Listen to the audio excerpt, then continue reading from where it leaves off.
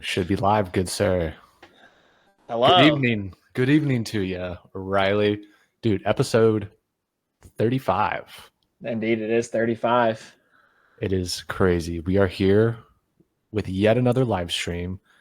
This one will be a little different than the ones we've done in the past. For those of you tuning in for the first time, we have 10 spooky stories.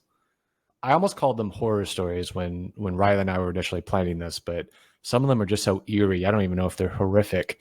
They're just, I don't know. They'll send a little bit of a tingle down your spine, is the best way to put it, I believe. But for those of you who are here for the first time, we typically start off with something called the water cooler. It's just Riley and I kind of catching up, talking about what's been going on the past week.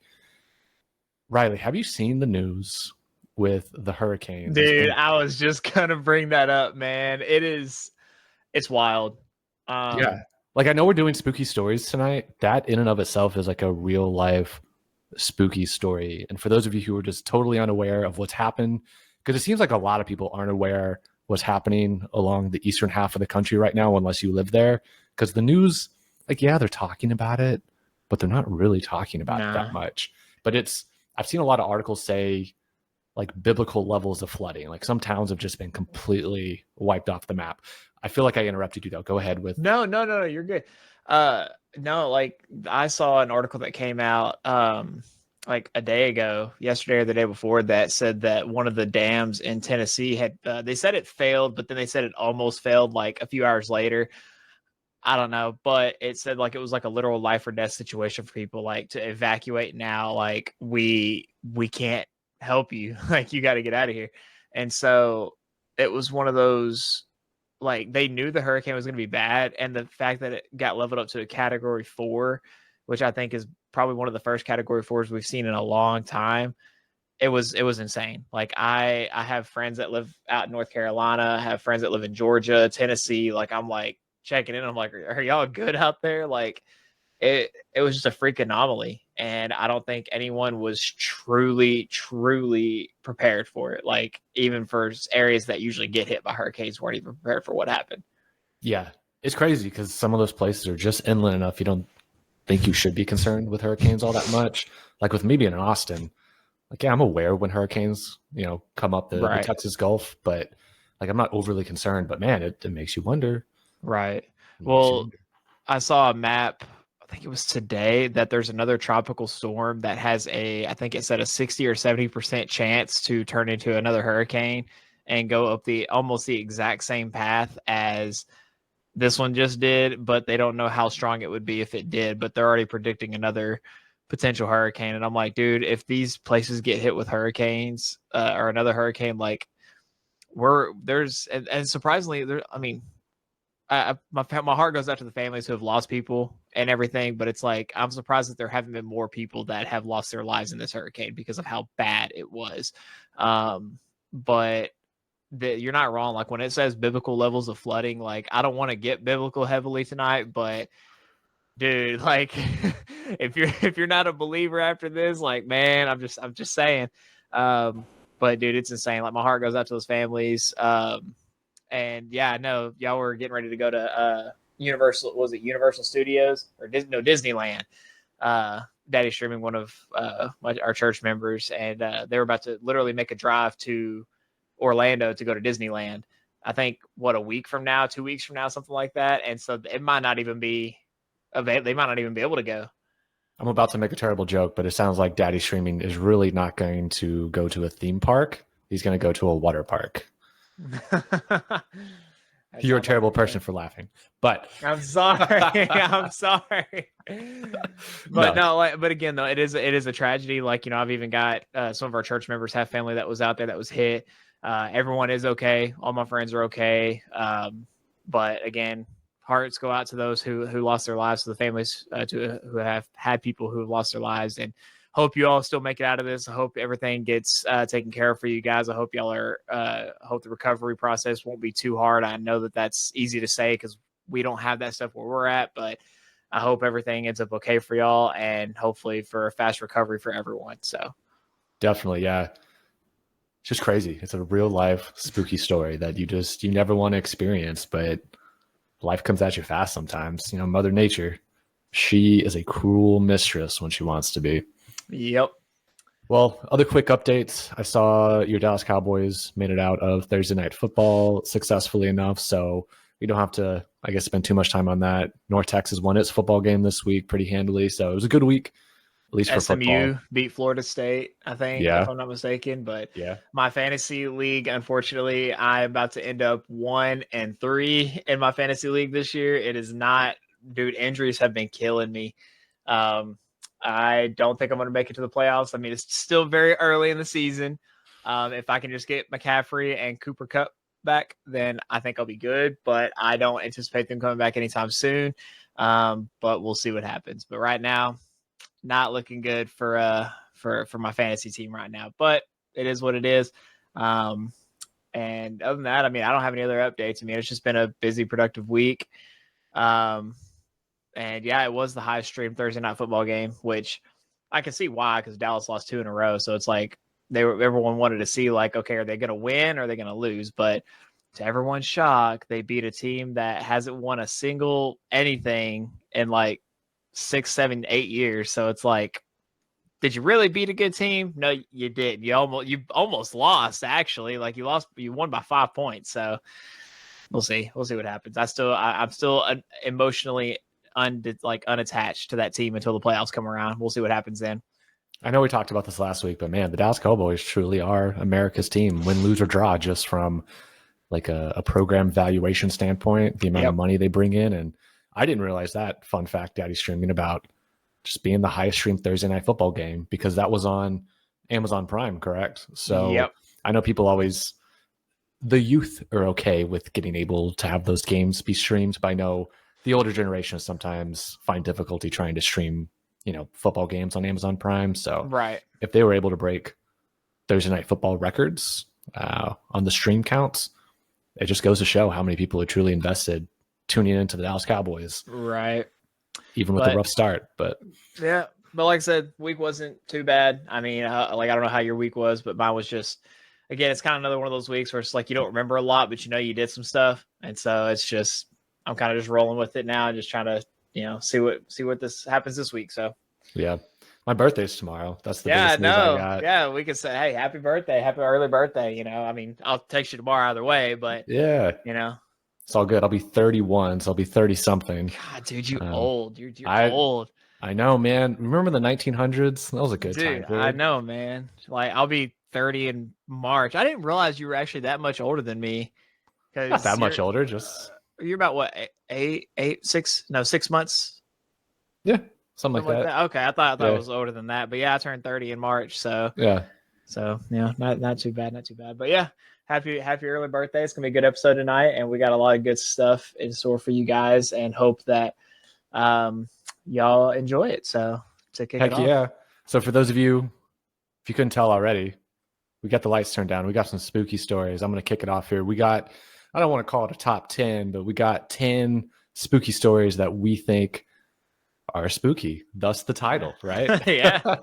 So let's start off with the banger here. I got one called the SS Ourang Medan. I had to look up how to pronounce that just in case, but let me get this pulled up here, ready to go for you. So, Riley. Oh, thank you, Dana. Dana wishing me happy birthday. Anyways, the SS Ourang Medan. So, Riley, this is the story of a ship that may or may not have existed, but its tale has haunted the seas for decades.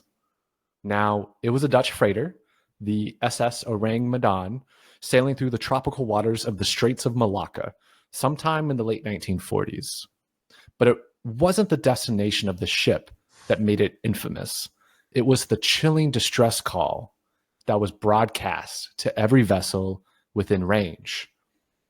It broadcasted this, direct quote, "SOS from Ourang Medan. We float. All officers, including the captain, are dead in the chart room and on the bridge. Probably whole crew dead. I die." And then it's just silence. So SOS from Ourang Medan, we float. All officers, including the captain, are dead in the chart room and on the bridge. Probably whole crew dead. I die. And then from there, just silence. No one hears anything else from this ship. However, there was a ship, the Silver Star, who received the desperate message, and they raced to the location given in the transmission. When they finally sighted the Ourang Medan, it was a ghostly vision, floating eerily on the water, completely still under the scorching tropical sun. No one responded to their hails. The crew of the Silver Star had no choice but to board it.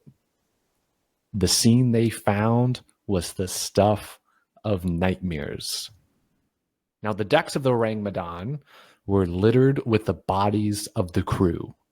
Each man lay as though frozen in a state of sheer terror, their eyes wide open, their mouths contorted in silent screams.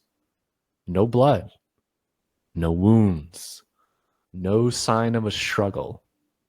It was as if something unspeakable had scared them all to death. Even the ship's dog, lying dead on the deck, had its teeth bared in a final snarl. The officers were found in similar states, slumped over their charts, their lifeless eyes staring out at the endless horizon. The radio operator, still at his station, appeared to have died just moments after sending out his final chilling words, "I die." But that was not the end of the horror. As the crew of the Silver Star began to prepare the Ourang Medan for towing, a thick, acrid smoke began to rise from below the deck. A fire had mysteriously broken out in the ship's cargo hold. The boarding party barely had time to scramble back to their own ship before the Ourang Medan was engulfed in flames.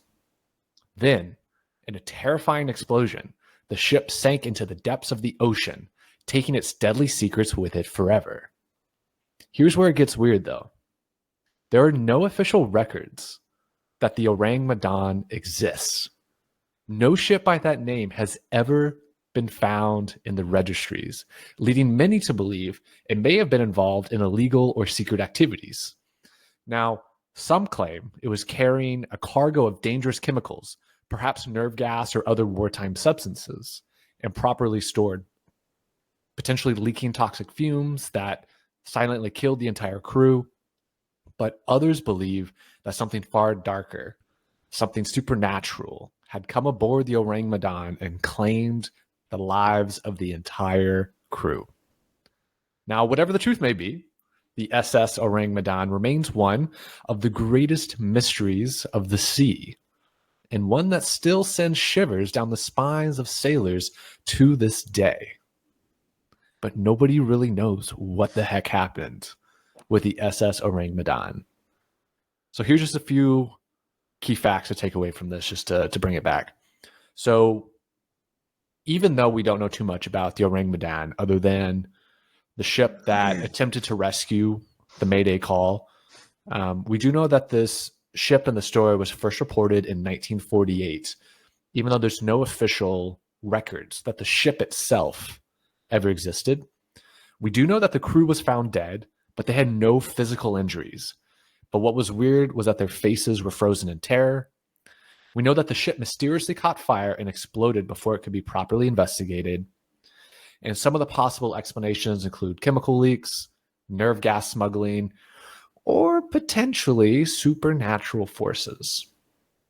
This one was very weird. As I kind of looked into it, there's plenty of records that there was the SOS call, that there was a ship that answered the SOS call. This was reported in multiple news outlets in multiple countries and multiple languages. It is interesting because a lot of the first reporting on this is in the 1940s. World War II was around this time period. Chemical warfare was illegal, so it would make sense if the boat was potentially smuggling, toxic chemicals that, they didn't want to be reported publicly. So potentially it could be something like that. But there's no official explanation for what the heck happened with the ship. All we know is when the Silver Star went to go attempt to rescue them, they found literally the entire crew, top to bottom, dead, with their eyes and mouths open. Even the dog. Huh. So what the heck happens? That sounds to me, and for those of you who it was COVID, to me, Beautiful. like, and I'm gonna reference some movie stuff tonight, for my top 5. But it sounds like that movie, The Ghost Ship. Have you ever seen that movie? Sounds similar to that. Like you have this ship that they were carrying cargo, but someone had caused something to happen with it. Because it says right here, the ship mysteriously caught fire and exploded before it could be properly investigated. In the Ghost Ship movie, someone sabotages something below the ship, these guys were trying to rob the ship. Essentially, so they were trying to sabotage a bunch of stuff, but the ship took on a life of its own and caused everyone on the ship to be killed on its own. And then people go to investigate it, but the ship ends up not technically existing. Like the people who went to go to the ship all died in the movie, but then at the very end, the only survivor sees those same people loading stuff onto a boat to go back out, or to get onto the ship. Like they actually brought the ship back. So I don't know. That just kind of that's what I think of when I think of this. But that's so interesting though, because there's no record of the ship ever existing, but there's information out there about it. So it's like, what did happen? Yeah. Oh, even Dana was thinking Ghost Ship. Man, so see, hey, I didn't even think about Ghost Ship. That's a great comparison there. And I do wonder, I'll look this up probably after the podcast, if the screenplay writer for Ghost Ship was inspired potentially by this story. I don't know.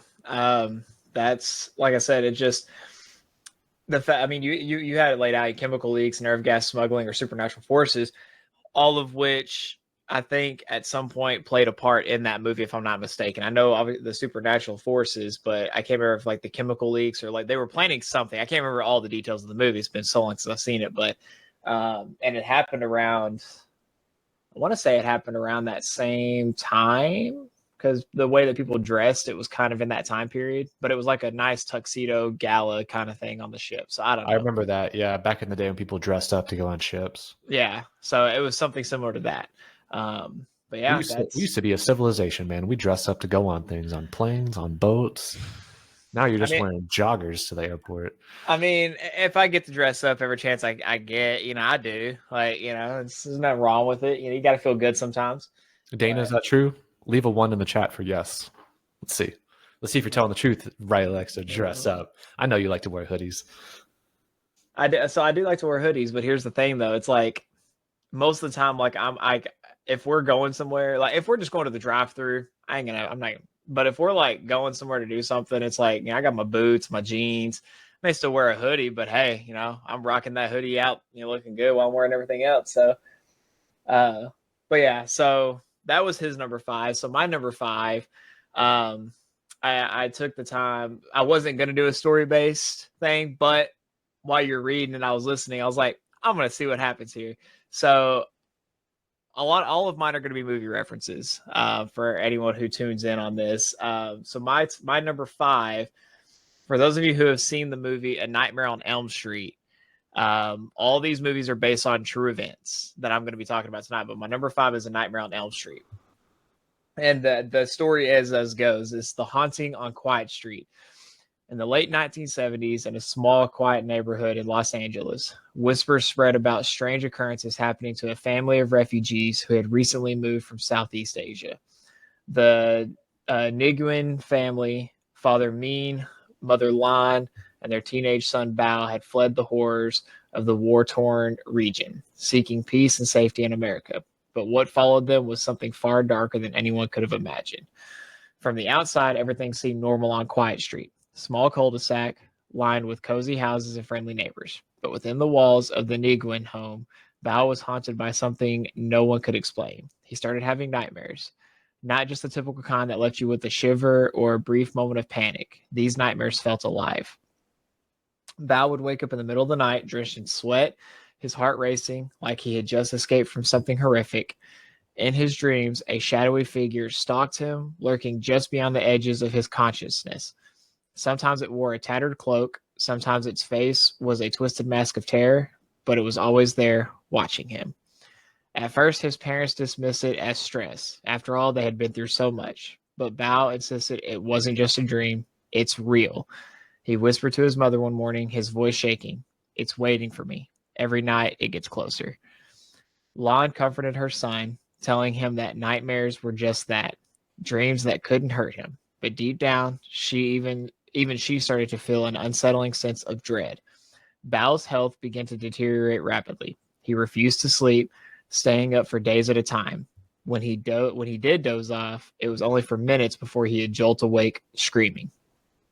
Lon comforted her son, telling him that nightmares were just. Oh wait, did I read that? Okay, yeah, I do. Doctors were baffled. Bao had no physical illness, no clear signs of trauma that would explain his condition. But every time he slept, the entity would come for him. One night, exhausted and terrified, Bao couldn't fight it anymore. His eyes closed and he slipped into the dream world he had fought so hard to avoid. That night, he never woke up. His parents found him the next morning dead in his bed, his face frozen in a mask of pure terror.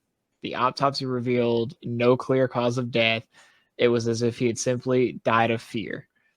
After Bao's death, more stories began to surface. Families from Cambodia, Laos, and Vietnam who had fled the chaos of their homeland were reporting similar experiences. Young men in the prime of their lives dying in their sleep after complaining of the same horrifying nightmares. Some even spoke of an evil spirit that was hunting them in their dreams. Local legends from Southeast Asia spoke of a dark presence, a vengeful entity that could take the lives of those who encountered it in the dream world. It was said to be a malevolent spirit of someone who had died in violence or war, seeking to drag others into the realm of the dead. The phenomenon became known as sudden, unexplained nocturnal death syndrome, SUNS, baffling doctors and leaving communities in fear. Was it a curse, a psychological phenomenon, or something darker? Years later, as the world moved on, the story of Bao Nguyen and the others who died under mysterious circumstances faded into obscurity. But some say that if you listen closely on certain nights, you can still hear the faint whispers of their final terror-stricken breaths carried on the wind like a warning. Beware the nightmares that feel too real. Some dreams, once they grab a hold of you, never let go. Terrifying. Terrifying. Also, Riley, I lost you on the video. I don't know if you're still there. Can you hear me right now? I can still hear you. I'm figuring it out real quick. Nah, you're good. Take your time, man. There we go. Man, dying suddenly in your sleep is also a terrifying idea. Like, anyways, so that's like a for sure true story. Yeah. So Wow. all Okay. the ones that I'm going to be talking about tonight are all based on true stories. It's different like street names. So obviously, A Nightmare on Elm Street, The Haunting on Quiet Street. So there is a street in California that people reported this happening on. What was interesting though is like, the way they talk about it at the end of it, like I think in the movies they diagnose it like there are people that actually get locked up in insane asylums because people think that they're crazy and they don't know what they're talking about because it only happens in dreams. In the movies, his whole thing was trying to not just kill people in their dreams, but he was trying to get out of people's dreams so that he could walk around in real life. Now, in the movies, they portray it as a guy who ends up killing kids in the neighborhood. People go to find, or like he does something with kids, and then people go to find him. They burn him alive. They thought they killed him, but he eventually comes back to haunt people in their dreams. This didn't happen in this story particularly, but this is what this pertains to. So it's definitely interesting with how this story happened, and it actually kind of wraps it up. Like it talks about like how it relates to the movie. It says the story of Nightmare on Elm Street may have been born from the fantastical mind of Wes Craven, but the true inspiration behind the film came from a series of real life tragedies that remain unsolved till this day. So nobody knows what happened. Nobody knows, like, to this day, nobody knows what the cause of it is, and if it even still happens to people, because I don't know if you've heard this, like, ideology, but that if you die in your dream, you die in real life. So something similar to that, like that's what they portray that movie on, is like if he can kill you in your dreams, you're not going to wake up from but he finds creative ways to kill the people in the movies. But yeah, that's how that goes. Man, not to go off a ledge here, but what do you think dreams are? I think dreams are, also, just to answer your question from earlier, Daddy Streaming said he did look fresh last night. And so we had a marriage retreat, and last night we had a nice dinner. And so we showed up, we showed out, I'm just saying. But I think dreams are, this is tricky. And I can give so many answers to this, but I'll kind of just preface it like this. I used to be able to, like, if I thought about something specific before I went to bed that night, I could force myself to have a dream on what I'm thinking about before I went to sleep that night. Now I go to sleep, and half the time I don't have a dream, and I know I don't have a dream, and then I'm just like, I wake up the next morning. So it's like it's very tricky with that, because like I feel like dreams are what you perceive during the day, or just like your internal thoughts, like your deep down internal thoughts of things that haven't happened in real life. Or it could be, I don't want to say a premonition, but sometimes your dreams can tell you things. I would be remiss to say that I have had dreams sometimes where I'll have a dream, months go by, and then I'll feel like some deja vu, like I've been here before, and I feel like I dreamed about this happening, but now I'm actually living out what the dream was. And it most of the time it is a good thing, but it's like I've had that happen before. Yeah. No, I kind of go back and forth where it's like, there's a very rational explanation. That's just your brain, having fun times at night. And then also going to what Daddy Streamy put in the chat. Like, also depends on, did you have sugar before bed? What did you eat before you went to bed? Right. Are you sleeping on the right side or the left side? Things like that. But then, or on the stomach side. man, I don't know how people do that. More power to you if you can. But I can't do it anymore. Yeah. But then there's also part of me that's like, what really happens when you go to sleep at night? Like, and this kind of gets into like simulation theory as well. That's a whole nother conversation we'll leave for another day. But it's like, what's really going on there? Who knows? So I've thought about getting a camera to video myself when I sleep. And I only say this, and for everyone who's going to be watching this replay at some point. So I tend to act weird in my sleep sometimes. Dana knows, because I don't think I have sleep apnea, first of all, but there'd be times where I'll be like, I'm a very, like, I don't breathe heavily. Like, I can kind of sleep silently. And there'd be times where she said that she'll wake up because she doesn't, like, she either doesn't hear me breathing, but it's like I'm just breathing lightly. But the moment she goes to touch me, I start breathing again. I don't think I actually have diagnosed sleep apnea. I truly don't think that. But there would be times where I'm asleep and I'll start giggling or laughing in my sleep. And I wish I remembered doing this stuff, but there was one night where I think Dana was awake in the morning and I was still asleep. But all she heard out of me one morning was breakfast. Oh my gosh. Dude, this is so funny because I do something similar. Abby, my wife, she'll tell me sometimes, like, I'll just start talking in the middle of my sleep. Yeah. Like, it'll be like a coherent sentence, but the sentence won't make any sense to the situation. Like, there was one night I woke up and I was searching for a jalapeno in the bed. There was no jalapeno clearly in the bed, but trying to find it and trying to convince her to help me find this jalapeno. Well, there was this one story that Dana told me about. I think it was Dana that told me about it. But this guy, he got arrested for this, but he was asleep and he had a dream that he murdered his parents. and he woke up, walked to his parents' house, like down the street or something like that, murdered both of his parents, walked back home, and got back in the bed and went back to sleep. Terrifying. Nobody, like, I think he eventually got arrested for it, but that was crazy. Just to kind of catch up on some of the stuff. Yeah, Daddy's streaming, and then Dana said, I don't know, sometimes I have really weird dreams, and sometimes it's just straight up nightmares. Never anything normal.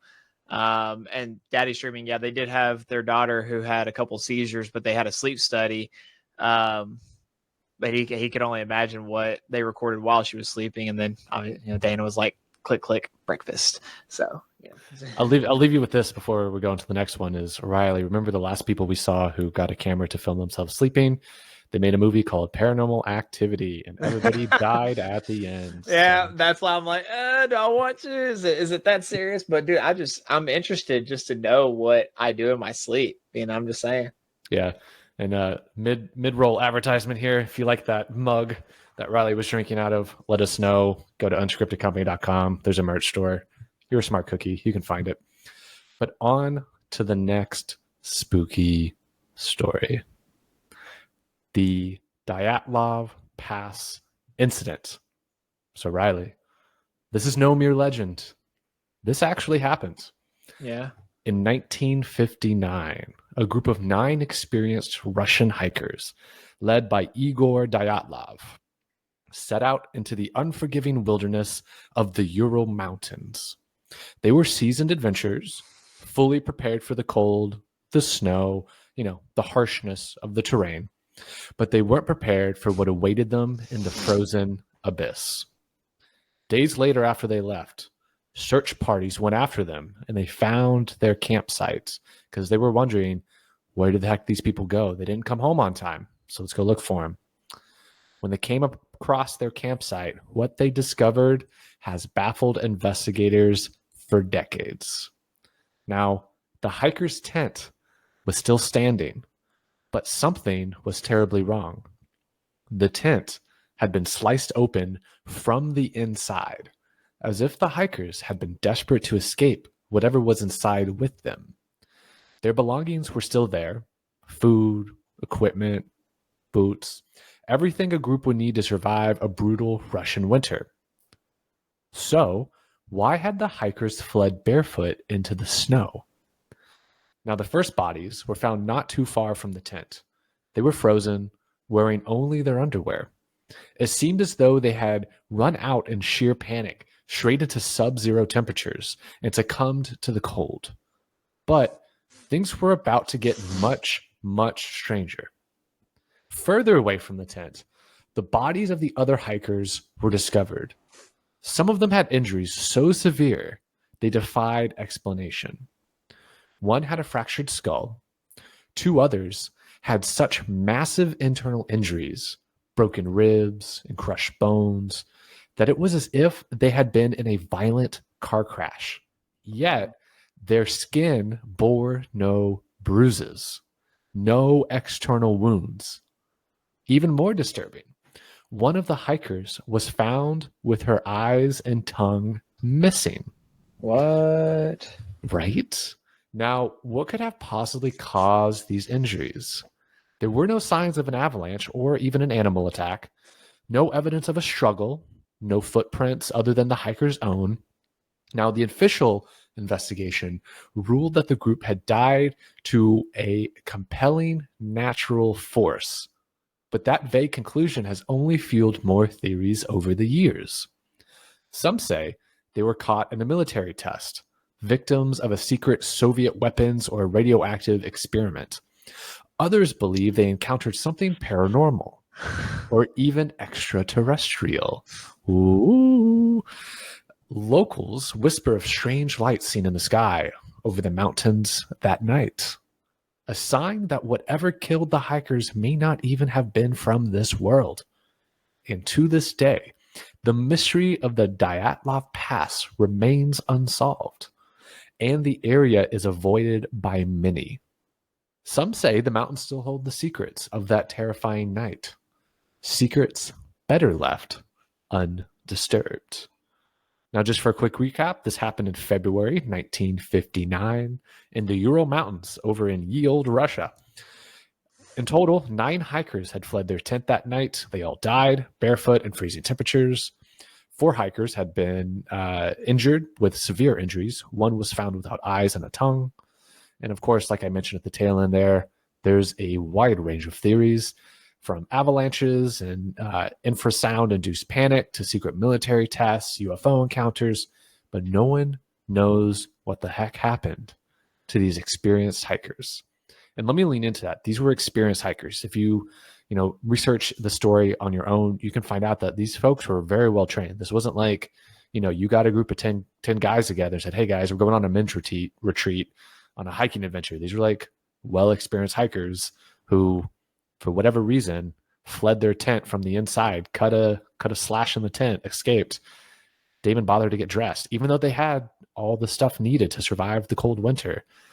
But they were in such a panic. Now, what's wild is 1 was missing their eyes and tongue. That's what's wild. This is very well documented too.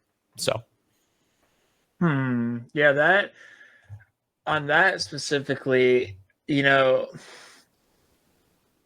was it a fact of,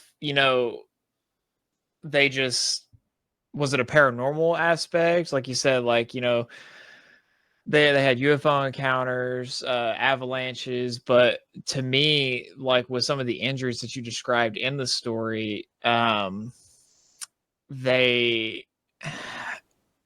seemed like it went a lot further than just like accidental stuff. Like something had to have happened, and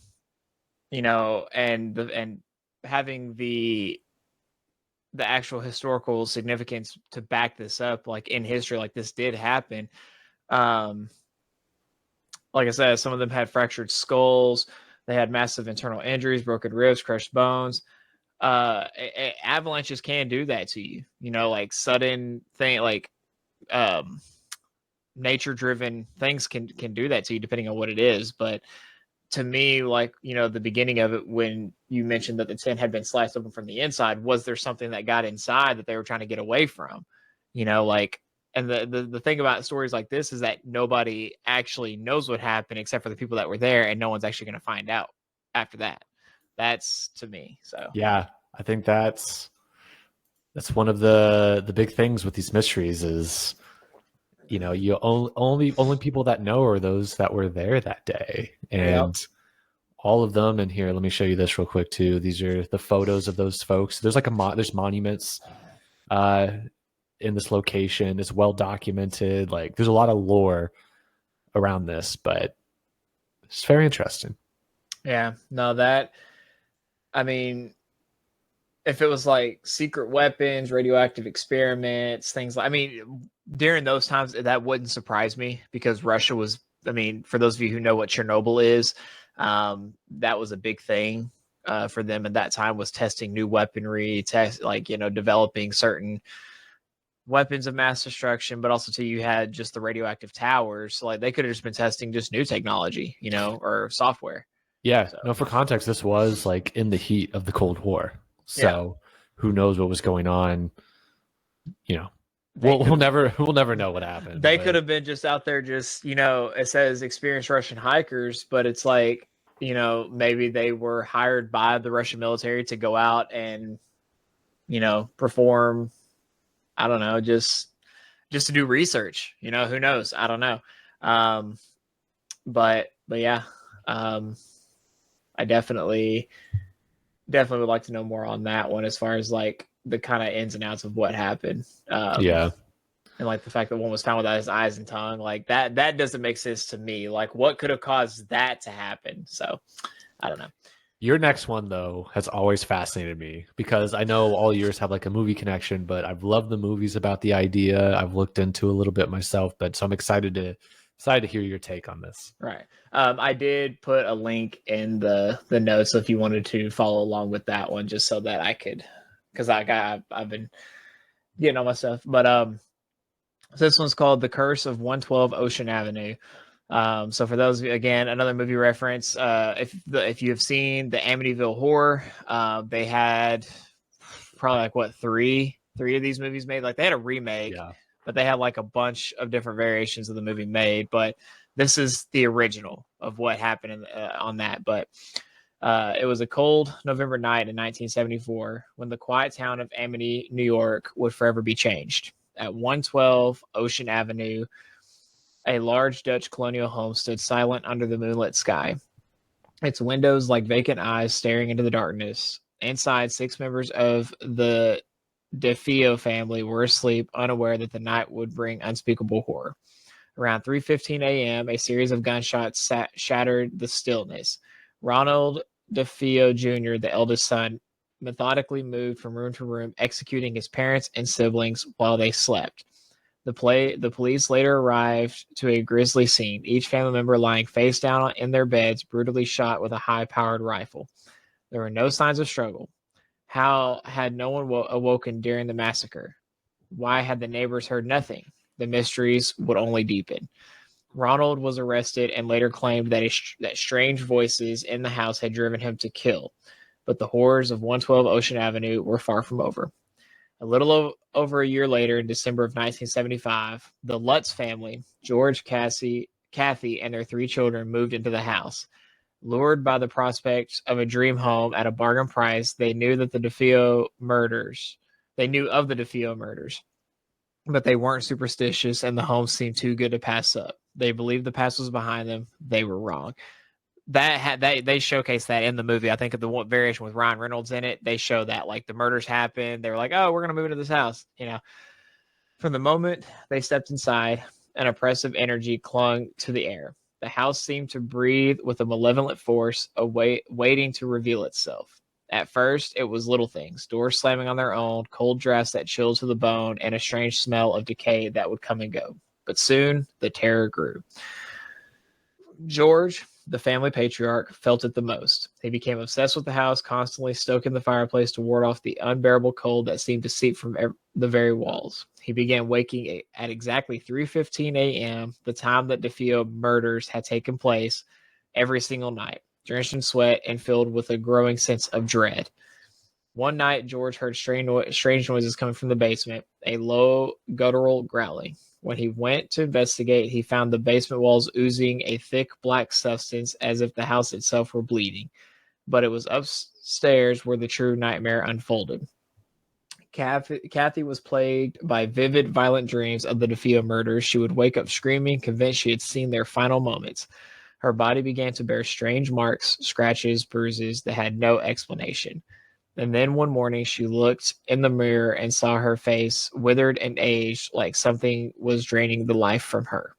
The children, too, were not spared from the horrors. Their young daughter, Missy, began talking to an invisible friend she called Jody, a pig-like creature with glowing red eyes. One evening, George and Kathy saw the creature outside the window, staring in at them through the darkness, its eyes burning with malevolent intent. As the days wore on, the house became a living nightmare. The walls groaned with unseen voices, strange footsteps echoed through the halls, and the family was constantly gripped by an overwhelming sense of fear.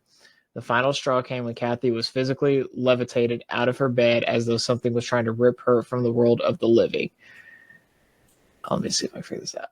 After just 28 days, the Lutz family fled the house in the middle of the night, leaving behind all their possessions. They refused to return. The house had broken them.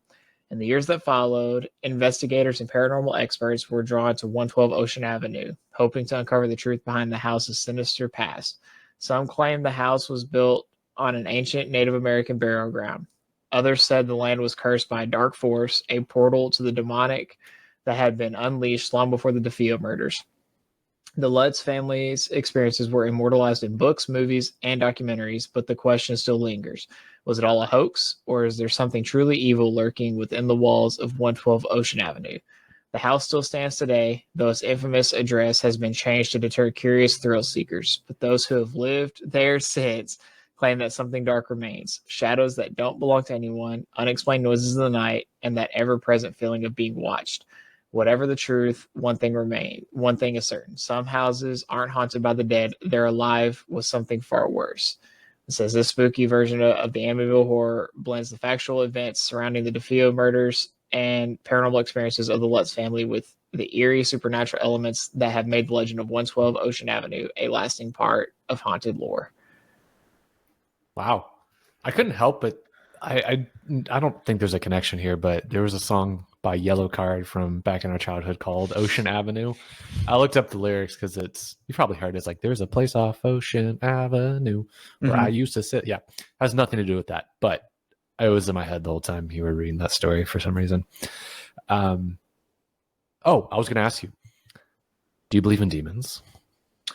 Yes. 100% yes.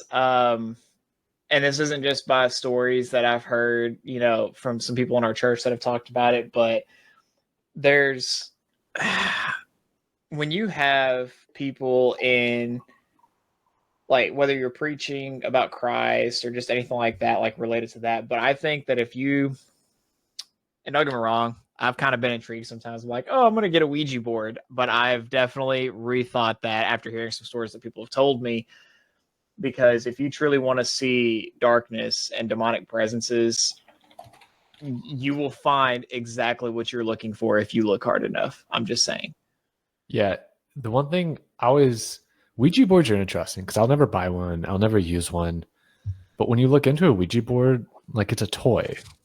Like I think I was double checking this. It's Hasbro. Hasbro makes the Ouija board. Yep. It was like a weird thing where it's like, yeah, I'm never going to use it. It's one of those where, like, I think we talked about this last week, but there's that meme / video of that professor where he has like an X and a Y axis, and he goes, the more you F around, the more you find right. out. Yeah. It's one of those, but it's also like, Hasbro makes the Ouija board.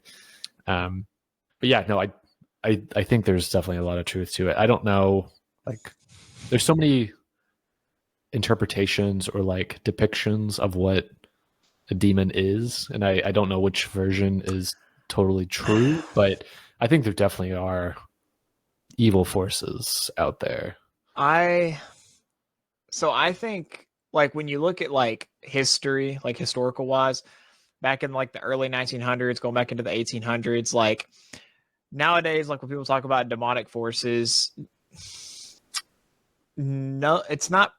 I don't want to say it's not prominent, but it's not visible to everyone, which is so weird. Like everyone consumes so much stuff on the daily basis, but it's like people seem to overlook stuff like that because in those times, like if you had demonic presences, like take the exorcism for example, like you would have a priest come and they would exorcise the demon out of whoever's body. But I truly believe, like,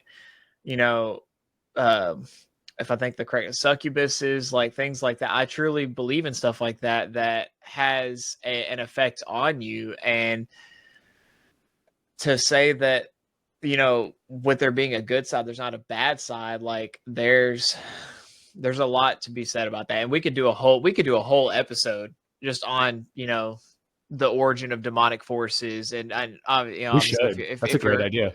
And honestly, if you're a Christ believer, I mean, the origin of demonic forces comes from Satan himself, like, the devil. So it's like, that's where that kind of stuff comes from.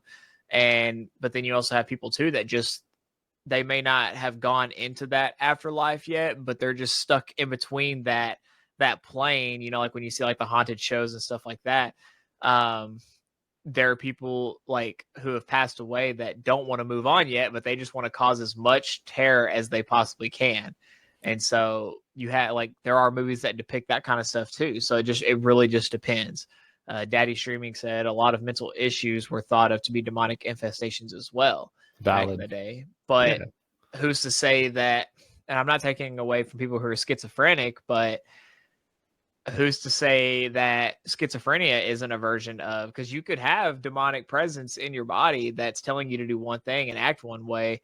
Like the movie Sinister. I don't know if you've ever saw that movie. Yeah. So something similar where the kid ends up being the one that leads the family to be killed because the demon is controlling the kid. So there's just different things like that. So yeah, my favorite thing, similar to what Daddy Shimmy put in the chat, is like some theories about like oracles back in the day. They'd see like visions and stuff like that. Was because they were just sitting in caves that had cracks in like the bedrock foundation to where like methane gas was seeping up. And so they literally were hallucinating because they were just absolutely high off their mind. off Yep. off natural gas, literally Yeah. just sitting in a cave. You know, And then you also have stuff like your pentagrams. Like there are actually witchcraft people out there that support those demonic presences, oh, for and sure. and they try to perform rituals to bring them here. And at the end of the day, more power to you. I mean, I'm not gonna and go walk up to you and try to stop you in the middle of you summoning a demon. Like I'm good, but I have Christ to help to protect me if I need it. Like, I'm good. But it's just, to me, like, as far as demonic presences, like, I think when you just look at our civilization today, like, you can clear as day see that there's something more going on there than just people acting different because of everything that's happened. Like, there's something more that's happening, and just in our society and our civilization, that people don't want to, they want to overlook it. They don't want to come and face it. Like, they would rather just overlook it and just put it on the back burner, be like, and look the other direction. But when you really pay attention, there's stuff that's happening. Definitely. All right, from one house murder to another house murder. Up next, we got. Oh, go ahead. I was gonna say, for those of you who are tuning in now, or for those of you who have been watching, just leave us some of your thoughts in the chats. We want to know what y'all think about these so far. Just to kind of get some ideas, and we'll talk more at the end about what our plans coming up are. But go ahead and get on with the next one. Yeah, for sure. So we've got the Villisca Axe Murders. So, Riley, in the small, peaceful town of Villisca, Iowa, something unspeakable happened on the night of June 9th, 1912. The Moore family, Josiah, his wife Sarah, and their 4 children, returned home after a church service, blissfully unaware that evil was already lurking inside their house. By the next morning, every single one of them would be dead. It wasn't just the Moores who were targeted. 2 young girls, guests of the family, were also staying the night. Their lives, too, were brutally ended by an axe-wielding killer who struck while the town slept. The murderer was silent, methodical. One by one, he entered each bedroom and swung the heavy axe with horrific force. Now, Josiah Moore received the worst of it. His face was bludgeoned so violently that his eyes were missing.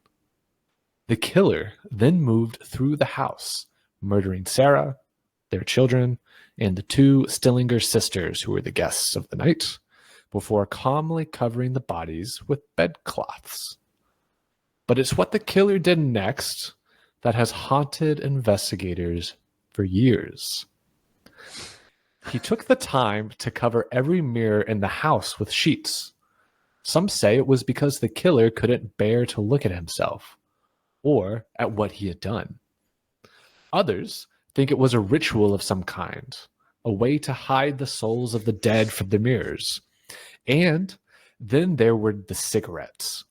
There were 2 cigarette butts found in the attic, suggesting that the killer had waited there, silently smoking until the family had gone to sleep.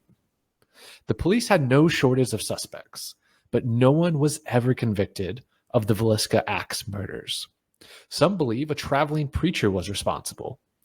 Others think it was a serial killer who struck other towns as well. But there's another theory, that the killer never left, that something far more sinister still haunts the Villisca Axe murder house. Visitors to the house to this day, which is now a museum, report strange occurrences. They hear footsteps where no one should be walking. The smell of smoke fills the air, though there are no cigarettes.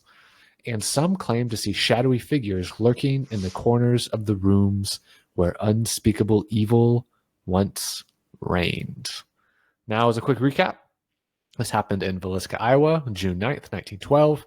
In total, there were 8 victims of this murder, including 6 children who were all murdered with an axe. The killer covered mirrors and bodies with bedsheets, potentially ritualistic. There were cigarette butts in the attic, suggesting that the killer waited there before the murders.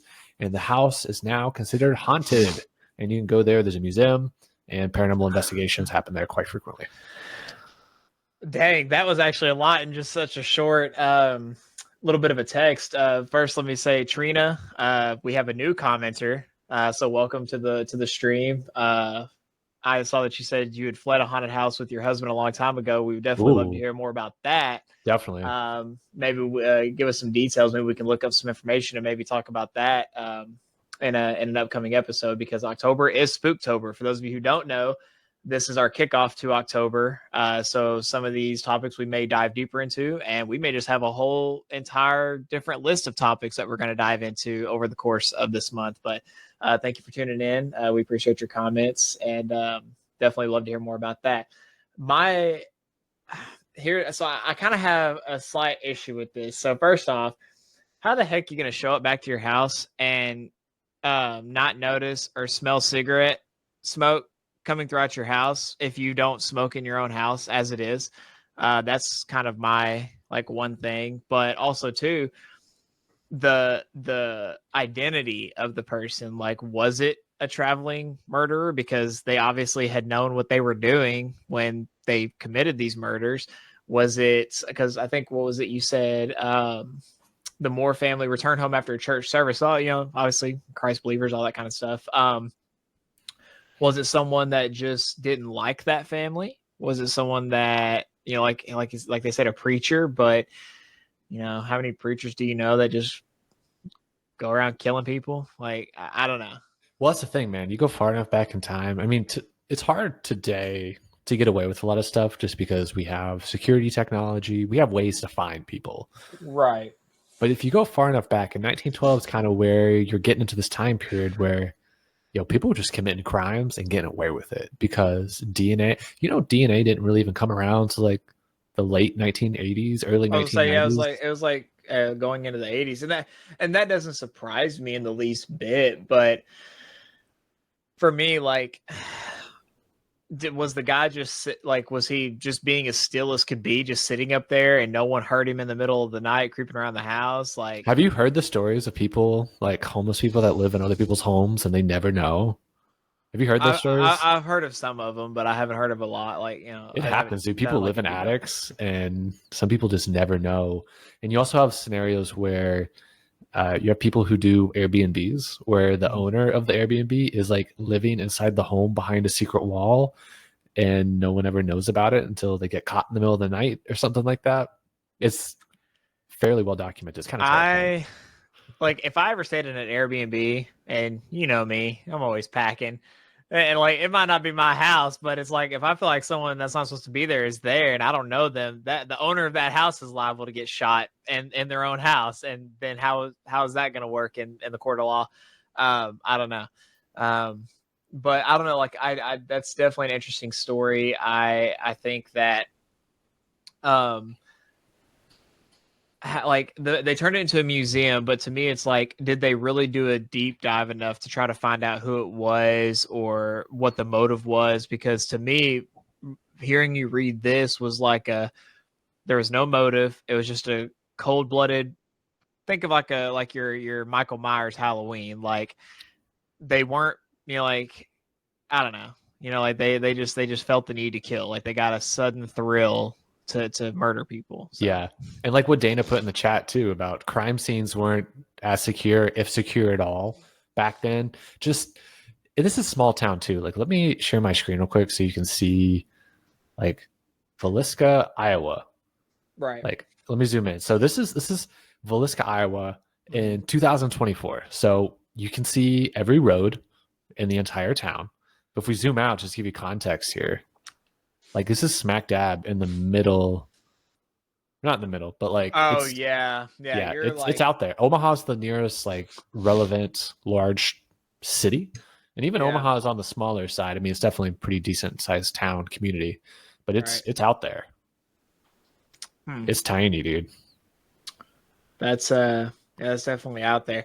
Yeah. Well, I mean, what better way to leave from that one to go to another murder that happened in another area?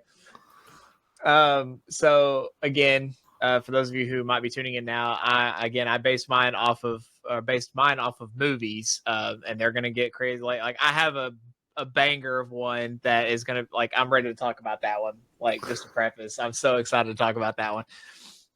But this one, if you've ever seen the movie The Strangers, so the basis of the movie, and I'm going to get into reading it, but it's just, again, that is what it is. The Strangers, people move into a house, things happen. So I'm going to start off. It says the silent visitors. In the quiet rural town of North Carolina, where the nights were thick with silence and the moon barely cut through the dense fog, a young couple, Rachel and Mark, rented a secluded cabin for a weekend getaway. Nestled deep in the woods, the cabin was miles from the nearest neighbor, perfect for the peace and quiet they were seeking. It was supposed to be a night of celebration. They had just attended a friend's wedding, and after an evening of dancing and laughter, they arrived back at the cabin, the chilly evening air brushing against their skin. The cabin felt warm, cozy, a welcome retreat from the world. But as hours crept towards midnight, a strange sense of unease settled over Rachel. It started with a knock. Thud, thud, thud. It wasn't loud, but it was unmistakable. It came from the front door, barely a sound in the stillness of the night. Rachel and Mark exchanged confused glances. It was well past midnight, and they weren't expecting anyone. Mark approached the door, the floor creaking under his feet as he peered through the peephole. No one was there. Thinking it might have been the wind or an animal, he brushed it off and locked the door tighter. But then came another knock, this time from the back door. Thud, thud, thud. Rachel's heart began to race. Mark hesitated before going to the back door, checking the locks as he passed through the windows. He opened the back door slowly, the wooden creak echoing through the stillness. But again, no one was there, just the fog rolling thick over the woods, shrouding everything in a blanket of eerie quiet. Probably some kids messing with us, Mark said, trying to ease Rachel's nerves. But something about the night felt wrong, and Rachel couldn't shake the growing fear that was gnawing at her insides. They returned to the living room, but the silence didn't last long. Bang, bang, bang. This time, the sound came from all around the house. Windows, walls, doors, as if it was someone or something was circling them, testing their every exit, trapping them inside their own home. Mark rushed to the front door, yanking it open in frustration, but froze in horror. Standing just beyond the porch was a woman. Her face was hidden in the shadows, but her posture was unnaturally still. Her head tilted slightly as if she was listening to something only she could hear. "Is Tamara home?" she asked in a soft, almost childlike voice. Mark blinked, thrown off by the absurd question. "There's no one named Tamara here. You must have the wrong house." The woman didn't move, didn't speak. She just stood there for a moment too long, the silence between them stretching like a knife's edge. And then without a word, she turned and vanished into the woods. Mark slammed the door shut, bolting every lock he could find. Rachel, pale and trembling, clutched his arm. "What's happening, Mark?" They checked every window, every door, but the sense of being watched lingered, pressing down on them like a weight. As Mark grabbed a kitchen knife, just in case, Rachel peeked at the curtains, her breath hitched in her throat. 3 figures stood outside. A man, a woman, and another figure in a mask that covered their entire face. They were all standing just beyond the reach of the porch light, their bodies rigid and still.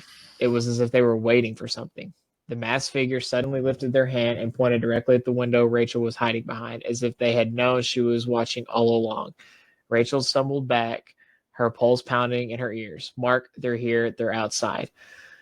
They turned off the lights, huddling in the darkness, hoping the strangers would lose interest and they would just leave. But as the minutes ticked by, the noises grew louder. Heavy footsteps on the porch, the scrape of metal against the walls, laughter, low, quiet laughter that sent chills crawling up their spines. Suddenly, the back door shattered. The strangers were inside. Mark grabbed Rachel's hand, pulling her into the bedroom, where they barricaded themselves behind a heavy wooden door.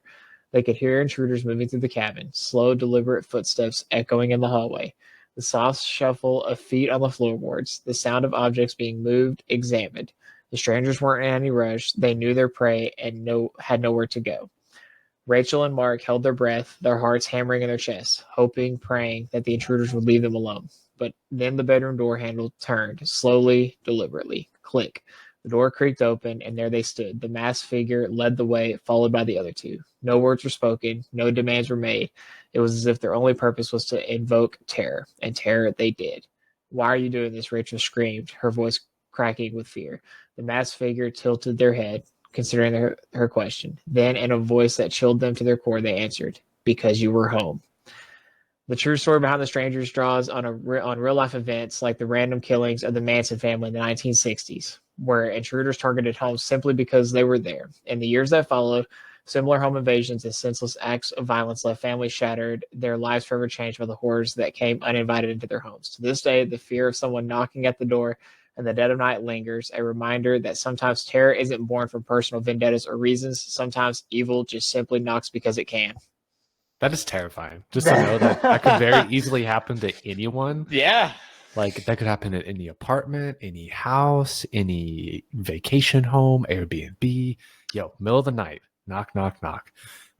It reminded me. So maybe about 4 or 5 months ago, I installed a Ring I got doorbell. chills just reading that too.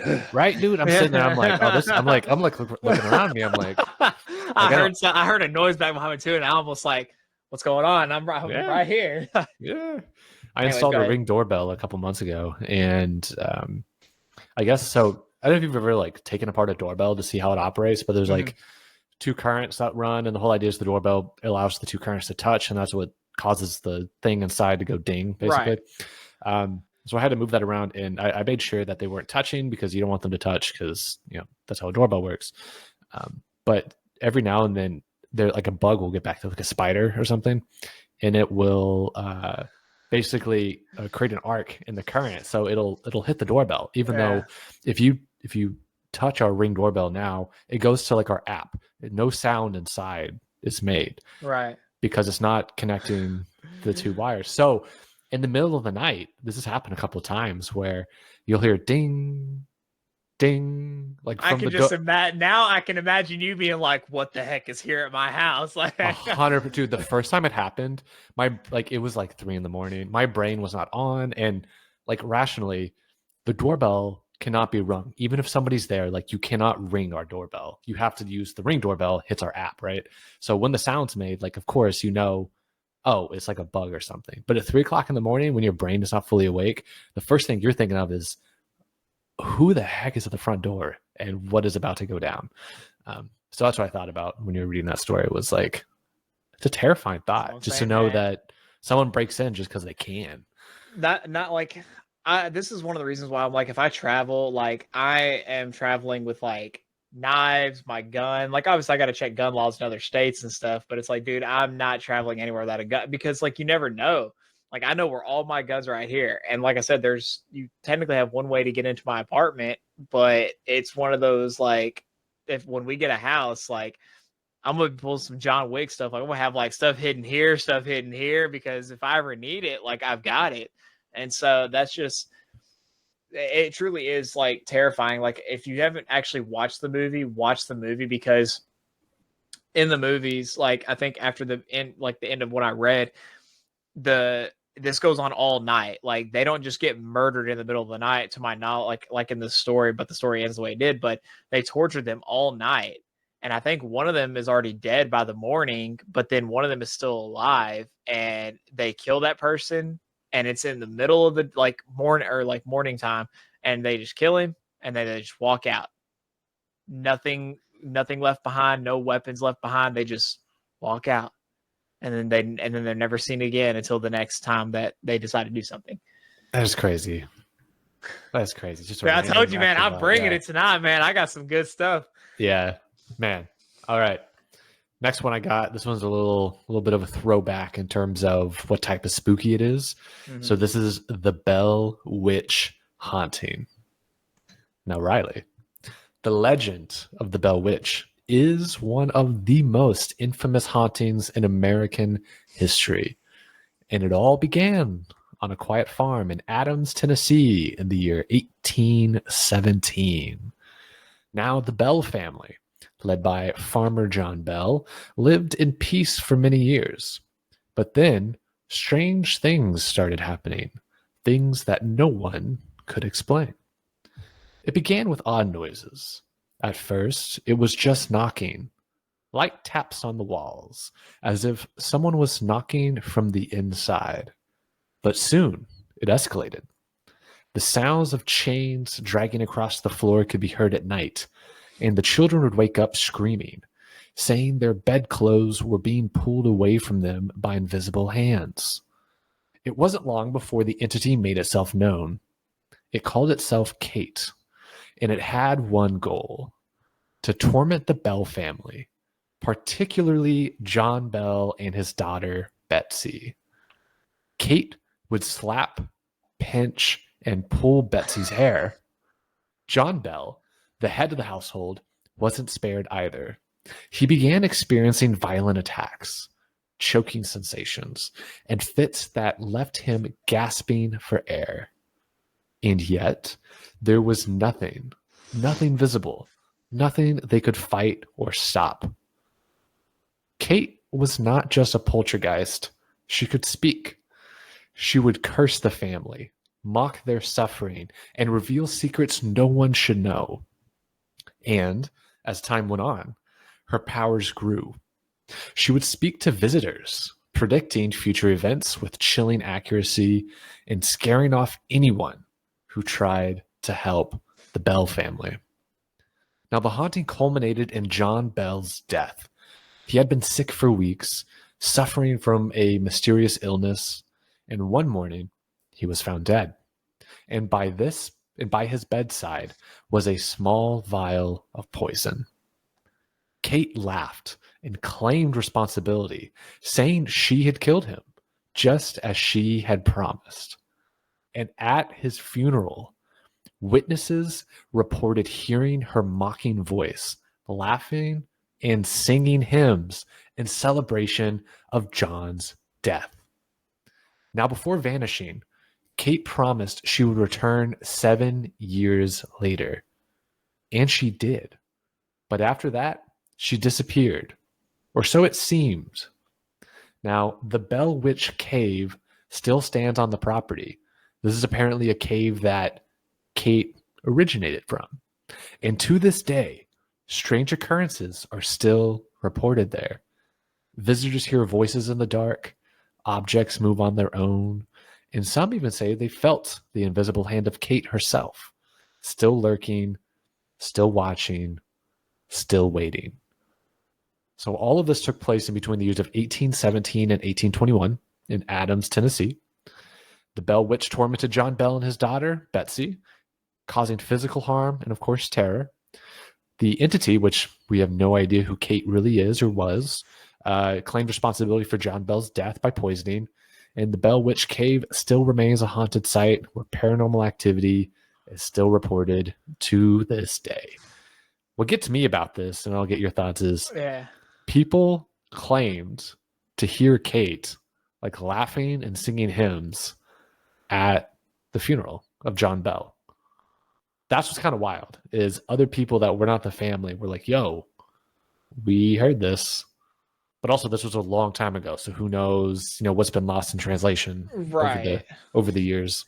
So to me, it kind of sounds like it was a cave, if I'm not mistaken, it was a cave. Yeah, there's a cave on the property. Yeah, so this kind of makes me think of like the Poltergeist movie plus like what was that movie, The Ring, like with the well, like something similar to that, like it's but was it, so the entity called itself Kate.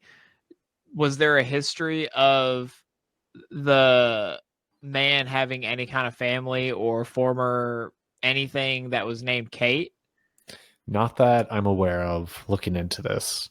Because I know, if like, think about it like the Poltergeist movie, the entity that was the poltergeist, it had a name for itself, or like it acted friendly to the people that it, to the child. And so it's like, what if this was like one of those similar situations where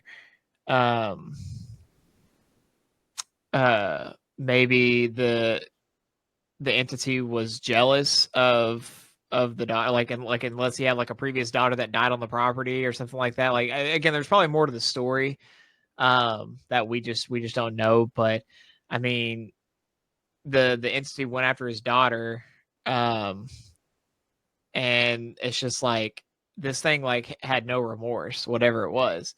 And it could have just as easily as been just maybe that was the entity that used to live on the property. and maybe they died in that cave, and now their spirit just haunts that land for whoever's there. Like, again, there's a lot to be said there. Daddy Streaming put, we have to do a segment of local stories. Yes, I would love to do local Texas lore. Like I know Denton's got a lot of haunted places. I have one coming up tonight, but I definitely think we could maybe say something like that for like the end of October to, like, to finish it off. Yeah. Well, we're going to talk about that. I like that idea. And then then Dana's, y'all spookiness is on point because I jumped at a dog barking outside. But no, I definitely, like, as far as like your paranormal, like your ghost stuff, like when it comes to like underground caves and stuff like that, like think of it like that As Above, So Below movie.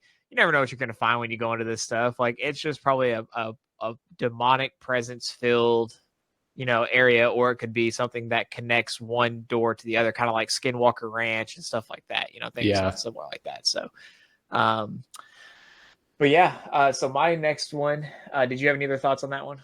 No, I think this might be one we could dive into later on because there is a lot of additional, I don't want to say evidence, but documentation of conversations they had with it. Like the story itself could have been like 5 pages long, but I opted to keep it kind of short and succinct. But this could be one that we could just dive into at a later day. So just know that coming soon, we'll have more. Yeah, we're definitely gonna like go through here. And for anyone who's tuned in and watched and you love spooky stuff and you love October, if there's any specific topic here that we don't go far enough into, or just any topic in general that you have an idea of, we already have some that we've talked about as far as like what we have that we could talk about. But if there's anyone out there that has any specific topics, please let us know in the comments. We'd love to hear your feedback, and we want to do the best that we can for y'all. So, so my number 2. Have you ever seen the movie The Hills Have Eyes? Dude, that was one of the first movies growing up that actually kind of spooked me a little bit because I was just young enough. I was like, oh, man. All right. Well, this one's called The Cursed Hills. The jagged peaks of the remote American Southwest stood like ancient sentinels, watching over a desolate, sun-scorched landscape. A few dared to venture into the barren wilderness where the cracked earth and twisted rock formations seemed to swallow the very idea of life. But every so often, travelers would pass through, following forgotten highways that cut through the desolate hills like scars on the land. This is where the Davidson family found themselves, lost, far from civilization, in a place where the horizon seemed to stretch into eternity. They were on a road trip, hoping to explore the natural beauty of the desert, but a wrong turn had taken them miles off the main highway. As night fell, their car sputtered and died, straining them into the middle of nowhere. It's how it always begins.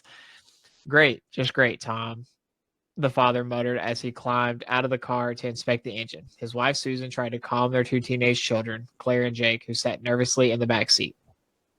The sun dipped below the horizon, and the barren hills loomed like shadows against the dimming sky. The wind howled through the rock formations, carrying with it an eerie sound of distant, unintelligible whispers. We'll just camp here for the night and figure it out in the morning, Tom said, trying to sound reassuring. But the darkness closed in around them. A creeping sense of dread began to gnaw at the family. It felt as though they were being watched, like something inhuman was lurking just beyond the hills. As they settled in for the night, strange noises filled the air. At first, it was just the wind howling, whistling, a constant companion in the desert. But soon the wind carried something else with it, soft footsteps, faint laughter, the unmistakable sound of rocks shifting as though something or someone was moving just out of sight. Claire, wide-eyed and shivering, sat up in her sleeping bag. Did you hear that? Jake, his bravado quickly fading, nodded. It's probably just coyotes. But it wasn't coyotes. Suddenly, a rock clattered down the hillside. Tom grabbed the flashlight and swept it across the landscape. The beam of light cut through the darkness, revealing nothing but barren land. Yet the feeling of being watched remained. What if it's someone messing with us? Susan whispered, her voice tight with fear. Tom didn't answer. His eyes remained fixed on the hills, the flashlight's beam shaking slightly in his hand. Without warning, a figure darted across the flashlight's beam, just a fleeting glimpse, but enough to send everyone's heart racing. It was too fast to make out any details, but the thing had been hunched, misshapen, and impossibly quick. Who's there? Tom shouted into the darkness, but only the echo of his voice responded. Silence settled again, but it was kind of silent. It was the kind of silence that pressed down on you, heavy and suffocating, the kind that signaled something was terribly wrong. As the family huddled closer together, more movement wrestled it from the shadows. Shapes moved between the rocks, watching, waiting. The flashlight flickered and died, plunging them into darkness. It was then that the first attack came. A piercing scream shattered the silence. Claire turned just in time to see one of the figures lunge at Tom, knocking him to the ground. In the confusion, Jake scrambled to the car, but before he could reach it, another figure tackled him to the ground.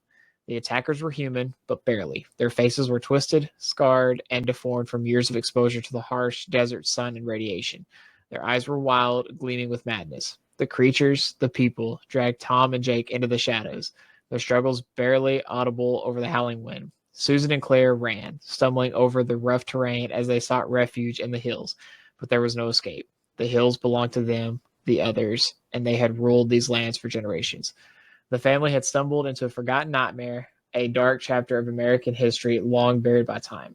Decades ago, this remote area had been used for secret government testing, nuclear experiments that poisoned the land and warped the people who lived there. The surviving families had fled underground, their bodies twisted by radiation, their minds fractured by isolation and madness. They became a tribe of savage hunters preying on anyone who strayed too far into their domain. Susan and Claire tried to hide into a narrow crevice between the rocks, their breath ragged and shallow, but they could hear creatures moving above them, searching, sniffing the air like predators closing in on their prey. Claire pressed a hand over her mouth, trying to stifle her sobs as the sound of footsteps grew nearer. Suddenly, a hand shot down from above, grabbing Susan by the wrist. She screamed as she was yanked up into the darkness, disappearing from sight. Claire, shaking uncontrollably, ran. She sprinted through the hills, her only hope of survival now to escape the cursed land. But the hills seemed to stretch on forever, each turn leading her deeper into the maze-like labyrinth of rock and shadow. She didn't make it far. By dawn, the desert was eerily still. The Davidson family had vanished, their car left abandoned in the dust, the doors hanging open. In the months that followed, search parties combed the area, but no trace of them was ever found. Locals whispered of the cursed hills, warning travelers to stay away. Some said the family had been taken by the desert. Others spoke of the things that lived in the hills, people who had long since abandoned humanity, their existence reduced to a primal hunger for flesh. They were said to come out only at night when the world was quiet and the hills were alive with the sound of their silent, waiting footsteps. No one who ventured into those hills was ever seen again. This version of Hills Has Eyes has drawn from the legend of the Sawney Bean clan and the real-world fears of isolation and the horrors that might lurk in forgotten places. The story highlights the fear of being trapped in an unknown and hostile environment where the land itself and its twisted inhabitants are out for blood. It's a very practical or realistic situation to find yourself in where, we've seen the videos of the atomic and nuclear warhead testing out in the desert, and it's the desert, but there were people that lived around those areas that were, we suggested that we should, relocate them, and most did. I think 99% of them for sure relocated. But it's terrifying to think about those that opted not to. And then you get a couple generations in with, malnormalities and, things that radiation poison causes. Right. And then isolation. And, if you grow up in isolation with only your direct descendants and they tell you realities a certain way, you have nothing else to believe other than what you're told. So if you're told that family that stopped on the road is your dinner, you're like, oh yeah, that's my dinner. That's all I've ever known. So, well, the thing is, and I didn't get dates on some of these, but the thing is, and anyone can go look all this stuff up. This all this stuff is based on true events, but how long were because this happened during nuclear testing and stuff, but how long were these people actually out there for? And the radiation itself, disformed them, but you have to think if they reproduce, think of it like that. What were those movies? Wrong Turn, the movie's Wrong Turn. Yeah. Where it's just they're deformed people and they just continue to reproduce within their own family. So it's you have stuff like that happens too. What is the title of that movie? It's a documentary. And I'm sure someone listening right now knows what I'm talking about. It takes place in West Virginia in one of the hollers. It's the lovable something of West Virginia? Anyways, it's this documentary that follows this family that has been inbreeding for generations in a holler in West Virginia. And it's one of the kids who is a grown man, in his 50s or late 40s, only barks like a dog because that's all he knows. Like he doesn't talk to you. He just barks. And it's like they all have like a third grade education and they're like in their 40s and 50s. Oh man. What is That's trippy. Like, and the thing is, it was like stuff like that I feel like still happens today. Yeah. Like, because you have to think like where obviously they don't do nuclear testing like they used to, but it's like there are people out there that's all they know, you know. Yeah, it's called The Wonderful Whites of West Virginia. It came out in 2009. The film Okay. follows the White family over the course of a year in their daily life through first-person interviews. But it's like a family that, yeah, it follows 6 of D. Ray's 13 children. Hey, there you go, Daddy Streaming, the inbreeding of Appalachia. Basically, man, it's just like it's a crazy. If I'm not even suggesting people go watch it, just like look up clips on YouTube. It is just Right. this is America. Like it's wild. Yeah, but no, it's yeah, it is what it is. Like, but that movie was trippy because like I remember watching that movie for the first time. Movies like that, like as a kid, like they kind of terrify you like a lot, and they traumatize you a little bit because you're like, oh my, because these people like in the movie, The Hills Have Eyes. These people live, they dig tunnels in the ground and through the mountains, and they just live there, and they have everything built up for themselves and something. But if anytime anyone comes there, well, you're gone. Like, you know, so it's so Yeah. Well, the last one on my list, and then we'll get to yours, your final one after, which is kind of a banger here. Mine's a little bit more of a, it's folklore from the modern era. So really it comes out of the 90s and the early 2000s. And I believe we probably need to give credit to Dana on this one for, I think, tipping us off originally months back. But this is The Black-Eyed Children. So, Riley, it always starts the same way. A knock at the door. It's late at night and you're alone. The house is quiet, maybe too quiet. The knock comes again, louder this time. You look through the peephole, or maybe crack the door just a little bit, and you see 2 children standing outside. A boy and a girl, maybe 6 or 7 years old, dressed strangely, out of time, as if their clothes were from another era. But that's not what strikes you. What strikes you is their eyes. They're black, completely black. No whites, no pupils, just empty, soulless voids that seem to pull you in, drawing you closer despite the cold sweat running down your spine. Now, the children speak in a soft, monotone voice, asking to come inside. They say they're lost. They need help. They need to call their parents. But something is wrong, terribly wrong. Their presence fills you with dread. Every instinct screams at you to slam the door and run. But they don't leave. They keep knocking. They keep asking in that eerily calm voice, their black eyes staring right through you. If you leave the door open even a crack too long, they'll push it just a little more, asking again and again to be let in. You can never let them in, though. No one knows what happens if you do.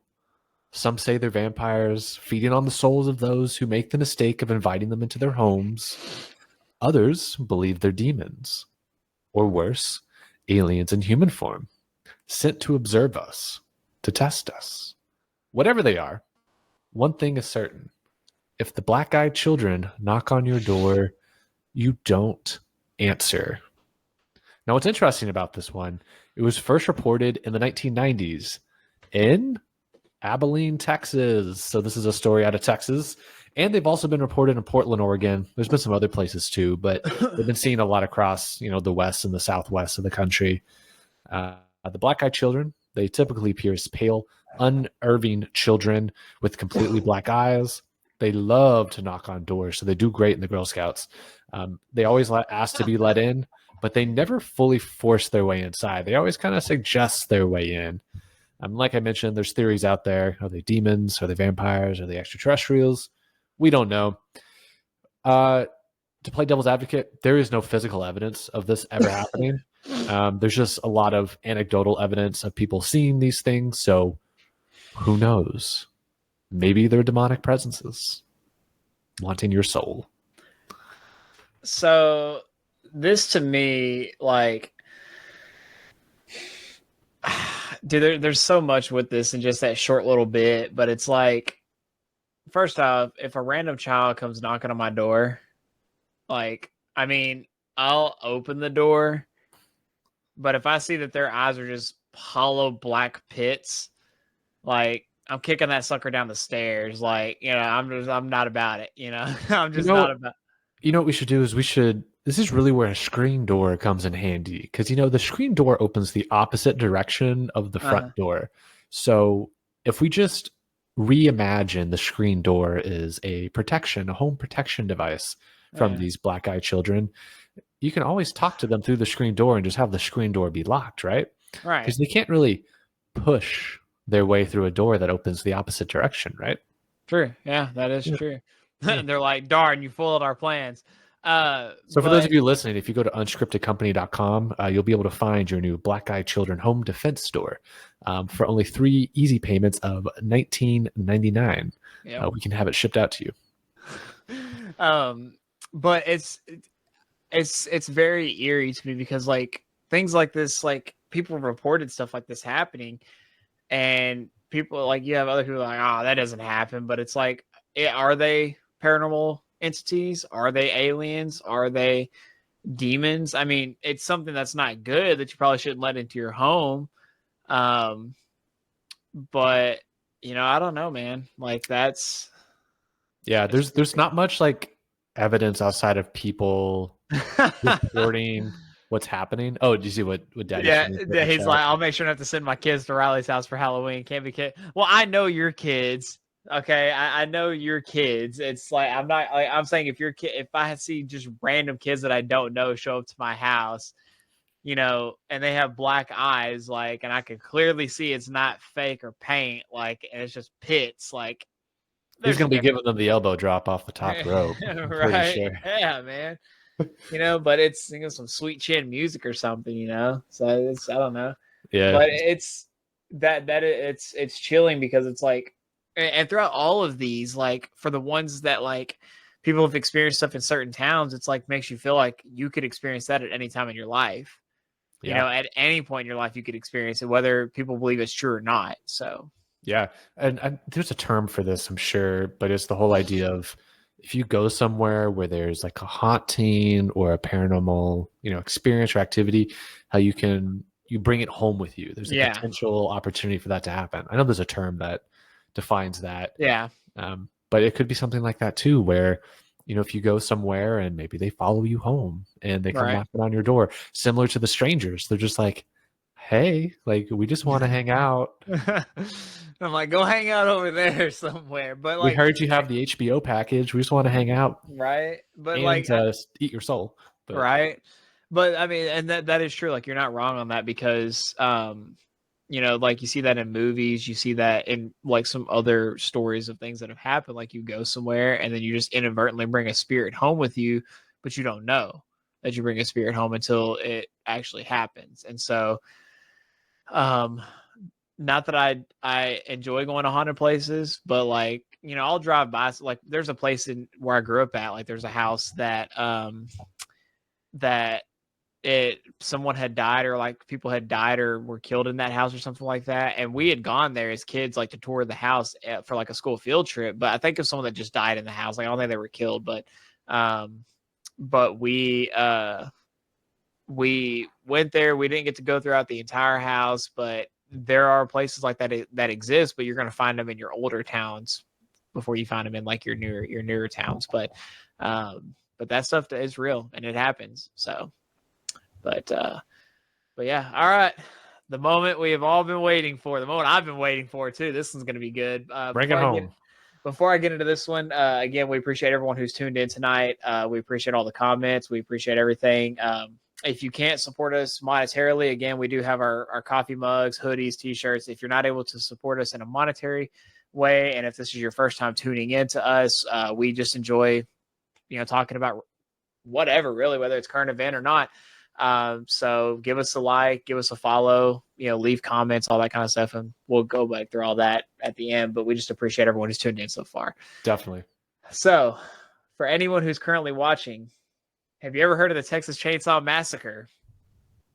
Insert chainsaw sound effect. Insert chainsaw sound effect. If we had a soundboard that had that, I would do that, but we do not. But it's probably it's in the name, Texas. So it actually, we were talking about this last week when we were kind of talking about this idea, but